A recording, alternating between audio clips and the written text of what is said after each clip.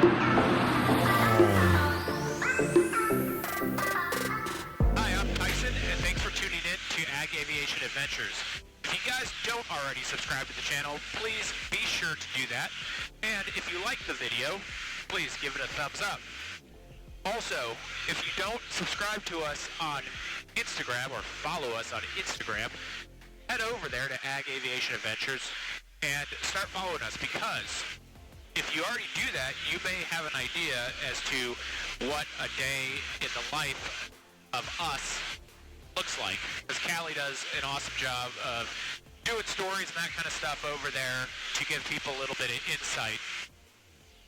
But typically, when we're busy, that usually is the middle of June for about 2 weeks, and then for about 6 weeks in July and August. That's when we are the busiest. When we're busy like that, our days go from sunup to sundown.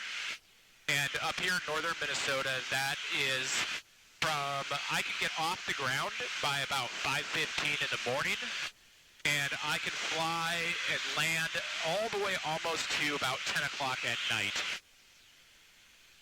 So it makes for pretty long days, I can tell you that. When we're not doing runs like that, or what I would call a run, where we're really needing to get as much done as possible, and there's just every day there's more work and more work coming in.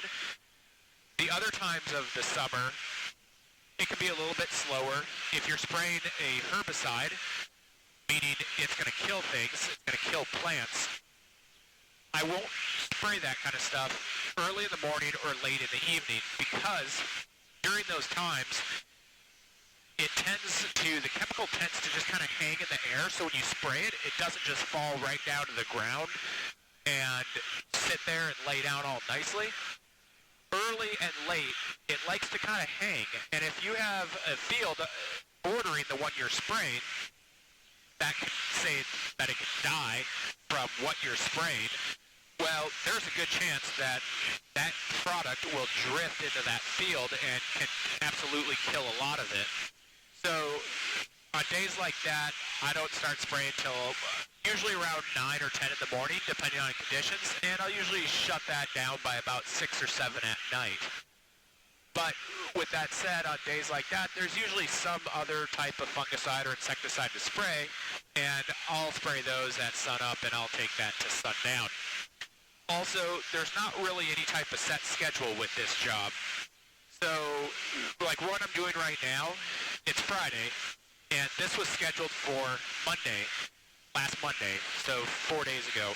But it's been windy and raining on and off, and so it hasn't gotten done.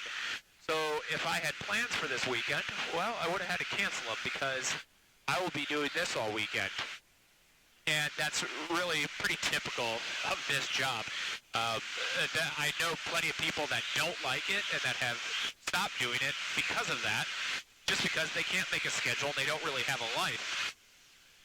But that's kind of all right with Callie and I, because we move up here from Colorado to Minnesota to do this, and we kind of leave our life behind in Colorado, and we say, all right, we're going to go up there, and we're just going to devote ourselves to this for 4 months, and whatever we miss, we miss. And when we're done, we will have 8 months completely off, and we can go have fun at that point.